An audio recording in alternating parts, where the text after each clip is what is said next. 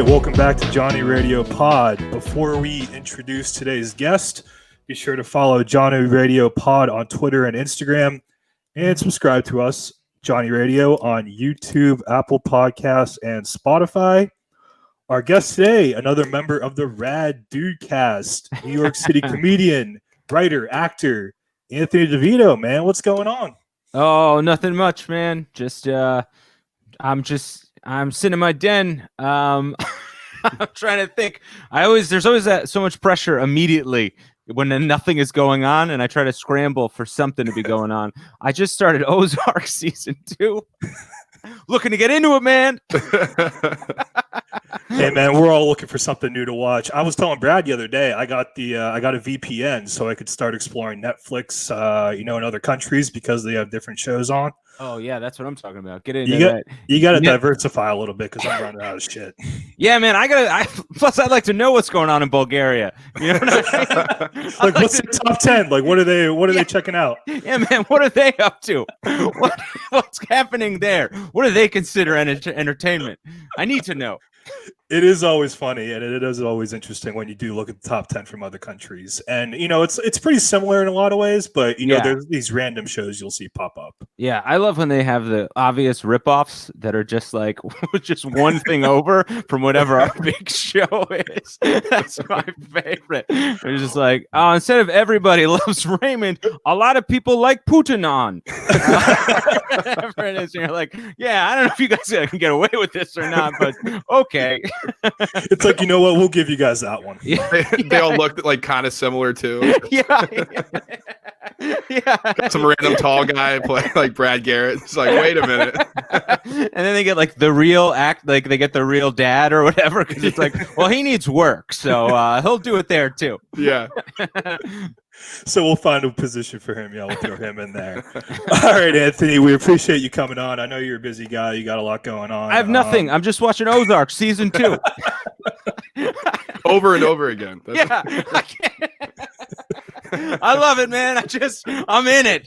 All right. Well, let's get right into the heart of it. I'm sure you get this question asked a lot if you do hop on other podcasts, and you really don't have to get too much into it. I'm going to leave the floor open to you. I'll dig through it all. All right. So how did you get into comedy, and especially the New York stand-up comedy scene? Oh, for sure. So I always wanted to do comedy, but I was so shy growing up.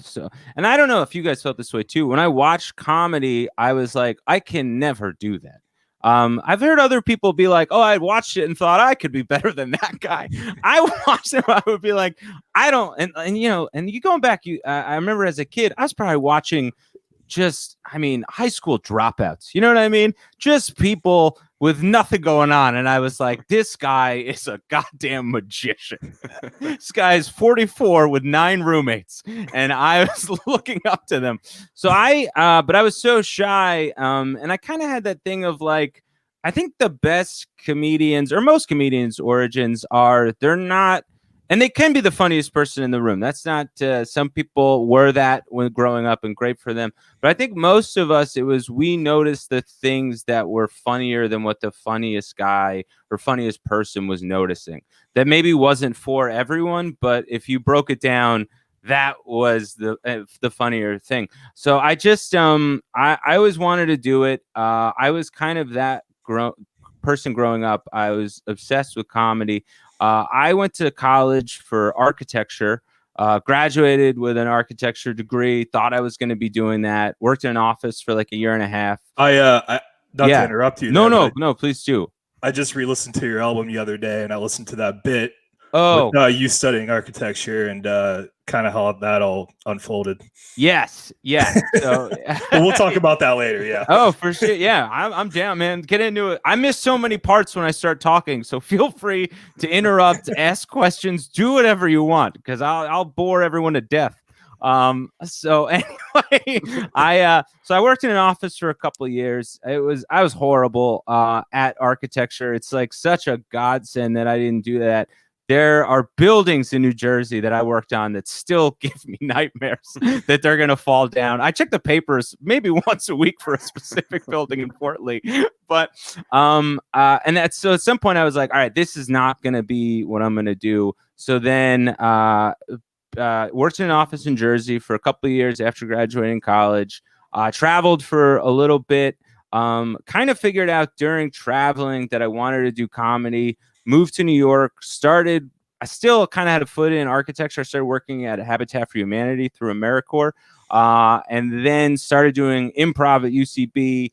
Then started running a show with Greg Stone at the Creek.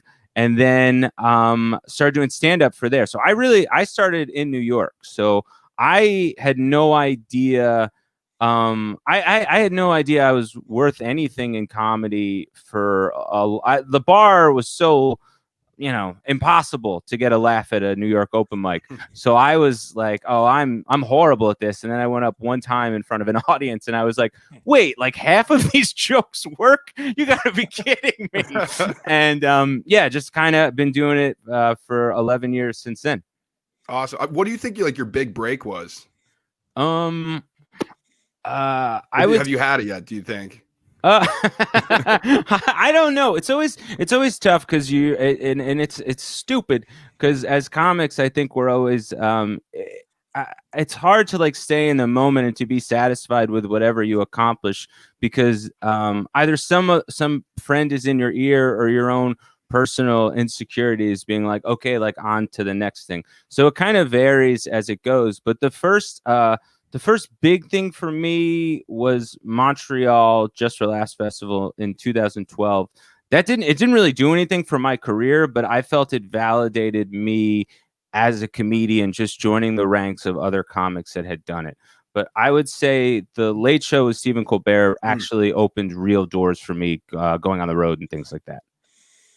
Yeah, we were going to ask you about that a little bit down in the podcast, but let's just jump into it right now, man. Sure. So how'd that come about? What was that like? And, what kind of transpired from there after your appearance on the Colbert? So that happened. I was running a set. I was like in talks with the booker from Conan to do a set for Conan. So I was running it around town, just trying to put together a tape. It's such a pain in the ass to try to do this. But so I was trying to put together a tape, and just so happened that the booker for Colbert was at Stand Up New York that night watching me run my set, and she liked the set, and she basically was like, I can get you on Colbert like next week, compared to the process with Conan was taking years. And that's not, a knock on the booker of Conan. That's just their process. And so I didn't know what to do because I didn't want to, he had reached out to me and we were working together. So I sent him an email basically giving, being transparent about the situation. And he was super cool about it. He was like, if she can get you on Colbert right away, do that. So, just a couple kind of tinkering with the set here and there. And then a few months later, I ended up doing Colbert. So were you nervous? Like what were you feeling like going on? Yeah, I mean, that had to be a big thing. And I can't even imagine what that'd be like. Yeah. I don't, any comic that's like, I was not nervous. They're such bullshitters. It's crazy. You're CBS for 5 minutes. That's daunting, man. You're the network. So Brendan Eyre, obviously do the podcast with, he had done Seth Meyers maybe a year before that. So the thing he told me, he was like, just keep drinking water up until like you're right about to go on stage, because physically you're just going to be so overwhelmed with nerves that your mouth is going to get dry. And that was weirdly like some of the best advice that I got, because I was fine. And then, the hours tick by, and then you're just in that green room holed up, and it's starting to really pour into you that you're about to do late night television and all the horrendous things that could go wrong. So I began to get more and more nervous. I was drinking water like I was at like a rave, like just pounding water. And then as I was waiting in the wings to go on, I was still, pretty freaked out. And then Colbert, before he introduced me, he ran over to me and he said, "Hey man, I watched your tapes. I think you're great. I'm so happy you're doing the show." And then he ran back to his desk and said, "Ladies and gentlemen, Anthony DeVito." And I was so jacked from meeting him and getting those compliments that I wasn't nervous. And I came out smiling and giddy because I was like, holy shit, Stephen Colbert thinks I'm good at this. And so my nerves were taken away because of the water trick and Stephen Colbert, I'd say. Well, we definitely both, Johnson and I texted out, and it was a great set. I was laughing. It was funny. I've seen some other bits here. So if you guys out there, if you haven't seen it, definitely go check it out. Thank you. Yeah, definitely. And so, like, how do you get other gigs, right? So is it something where people reach out to you, like venues or clubs reach out to you, or do you go out and say, "Hey, I want to perform for you guys"? In terms of clubs on the road or just in general? In general. Oh, okay. It's like an amalgamation. Clubs on the road, sometimes it'll be through my road agent. They'll reach out to him, he'll reach out to them, however that conversation goes. But I would say a bulk of the work really comes from other comedians. That it's other comics who I'm friends with who have recommended me to a room or to a show, and that's how I've gotten most of what I've gotten. It's just through peers. Okay. Awesome. So you talked about, how you got into comedy when you were younger. Did you have any specific comics that you kind of looked up to or you tried to model your work after, at least when you were younger or even now? I mean, when you're doing stand up and trying to sort of evolve your comedian and your acts. For sure. Yeah. I would say David Cross, Chris Rock, George Carlin. Those were kind of the three big influences on me. I don't think I do anything remotely like them as a comic now, but growing up, I was like, oh man, they were so. David Cross was so funny to me just because he was so sarcastic. I mean, dripping with it to the point where you were like, I kind of hate this guy, but I just thought he was so funny because he was so sharp and so sarcastic, and there's a little bit of him just butting up against the system. I was never really like a punk guy or anything like that, but I did like that he had this vibe of like, hey, I think the world is fucked up and I'm going to tell you why. And George Carlin was just such a wizard at that. He was unbelievable to me because in one breath he could talk about abortions and farts and a crowd of people would be laughing. And I was just amazed that he was able to do that.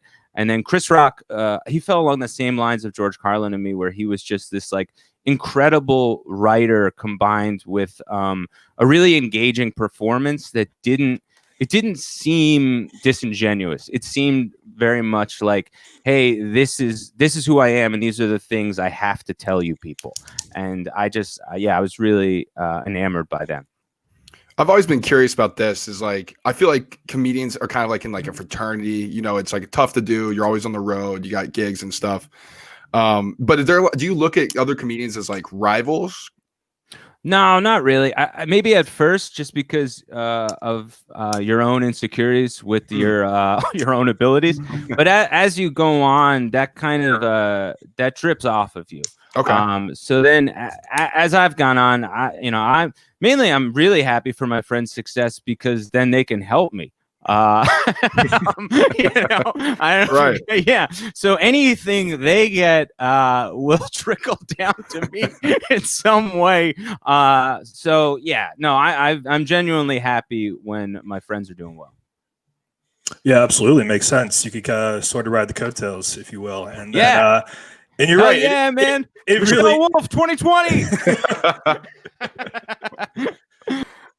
Yeah, diving right into that. Speaking of Michelle Wolf, so you wrote on her variety show, The Break with Michelle Wolf. Yes. Tell us about that. Working with her, writing, just everything about what that was like. Yeah, it was fun, man. I mean, it was. I know Michelle from hosting a dirty, dingy open mic at the Pit at 11 o'clock on a Tuesday night. So I know her since when she started. So to me, she's just always my friend Michelle.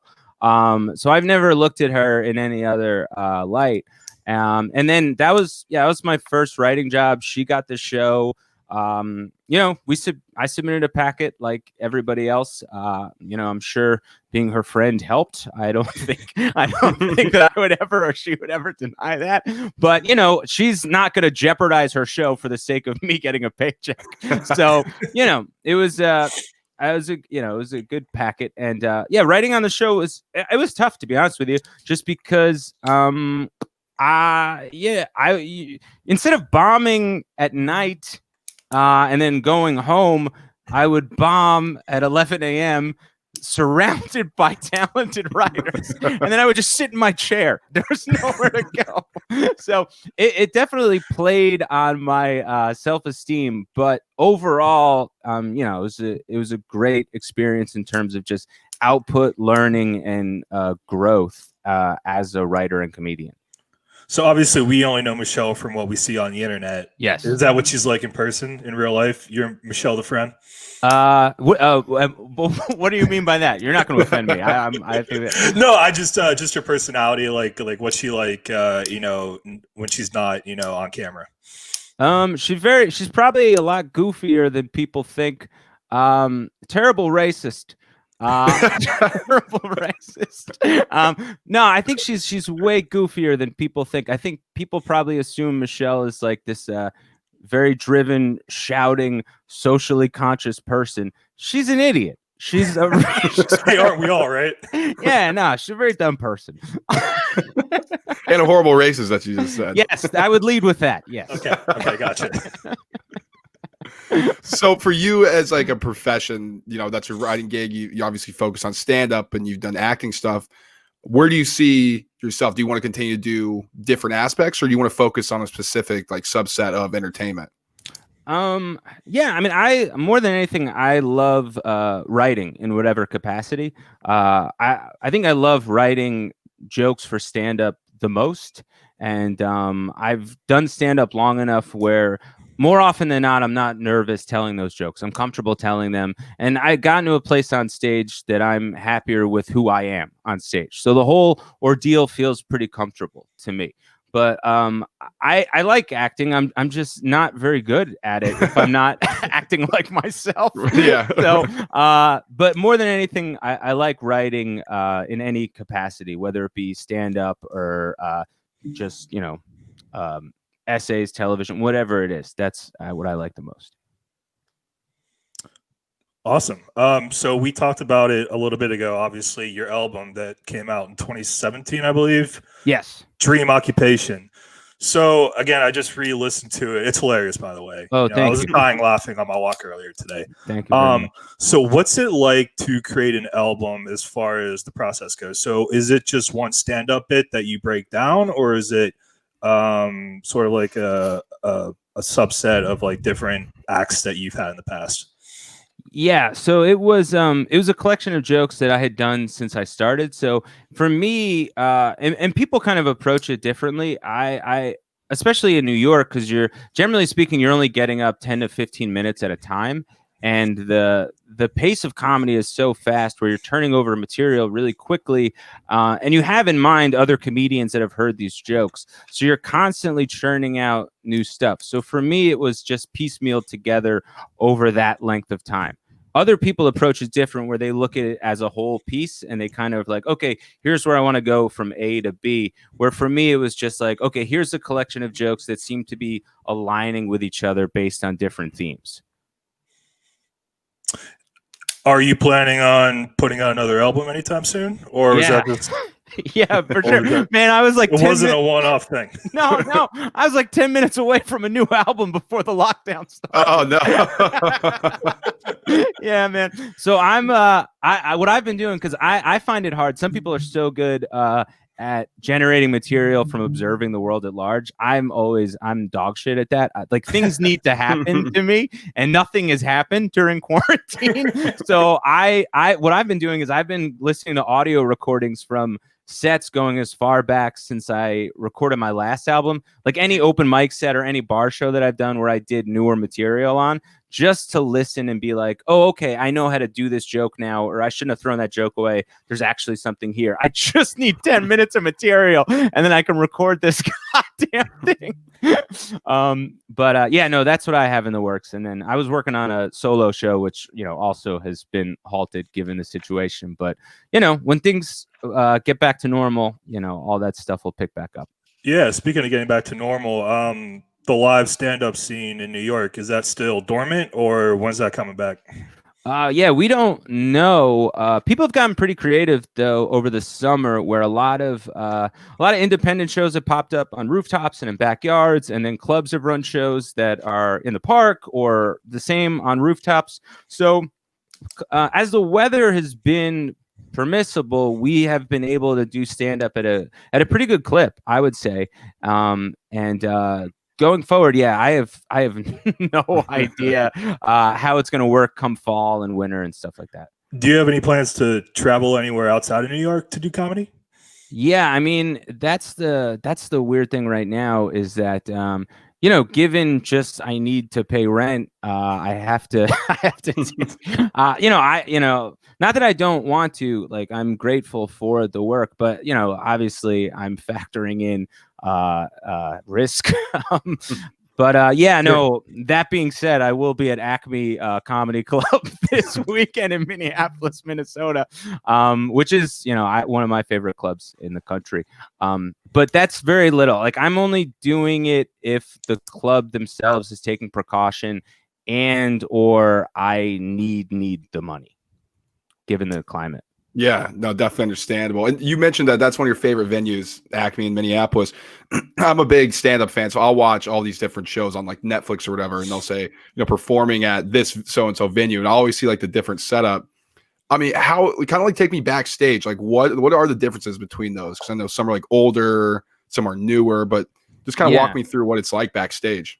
Yeah, I mean, it's stand-up is so funny because of just like the disparity from week to week. Because you'll go to a place like Acme where you're treated so well and everything is clean and everything is nice, and then the next weekend you're in a boiler room and the guy is like, "Can you do 2 hours?" So it's just it just varies so much from venue to venue and week to week. I mean, some places they have massage chairs in the green rooms, and it's everything you would think being, I guess, in entertainment or show business would be. And then you do get the other end of the spectrum where there's just a guy with a beaten wooded stick who's just like, go out there and make the mob laugh. I can definitely picture that. Yeah. So when's the Anthony DeVito Netflix special coming out? Probably never. I mean, let's be honest, guys. I'm okay at this, but I don't think that'll ever happen. Unless, I mean, who knows in terms of if I get the right amount of weaponry and I put the right thing to someone's temple and threaten their children, then I think right around the corner. But no, probably not. I'll probably self-produce some stuff, and if that ever took off, get on a larger radar. But at some point, I don't know. At some point, you just you sort of reconcile that with yourself, not in a shitty way, but just in a way that's like peaceful, I guess. Yeah. Well, Anthony, this was a great conversation. We really appreciate you taking the time to come on. Yep. Do you want to plug away your social media? Oh, sure, man. You can follow me on Instagram at Devo for TiVo, and please follow the Rad Dudecast at the Rad Dudecast, and take a listen. It's really funny with two very, very funny comedians. All right, so you can follow Anthony DeVito at Anthony DeVito _ on Twitter, at Devo for TiVo on Instagram. Yeah, you're better at this than me, man. Follow the Rad Dudecast on Twitter and Instagram. And you guys have a Patreon for the Rad Dudecast. So yes, go sign up. Give the money. Sign up. Go support Anthony so he could pay his rent. Thank you. Go listen to Dream Occupation album on Apple Music, Spotify, Amazon, and Google Play. Anthony, thank you so much again. We really appreciate it. Of course. We're looking forward to things getting back to normal and able to go see you live. Absolutely. Thanks, man. Thank you, guys. Yeah, anytime, man. This was so fun. All right, man. Awesome. I'll have you back on. For sure. All right. Have a good day, guys. Hey, feeling good, like I should. When in dark, walk around the neighborhood. Feeling blessed, never stressed. Got that sunshine on my Sunday best. Yeah, hey, every day can be a better day despite the challenge. All you gotta do is leave it better than you found it. It's gonna get difficult to stand, but hold your balance. I just say whatever, cause there is no way you're around it. Everyone falls down sometime, but you just gotta know it'll all be fine. It's okay. It's okay. It's okay. Hey, feeling good, like I should. When in dark, walk around the neighborhood. Feeling blessed, never stressed. Got that sunshine on my Sunday best. Hey, some days you wake up and nothing works, you feel surrounded. Gotta give your feet some gravity to get you grounded. Keep good things inside your ears just like the waves and sound it. And just say whatever, cause there is no way you're around it. Everyone falls down sometime, but you just gotta know it'll all be fine. It's okay. It's okay. It's okay. Hey, feeling good, like I should. When in dark, walk around the neighborhood. Feeling blessed, never stressed. Got that sunshine on my Sunday best.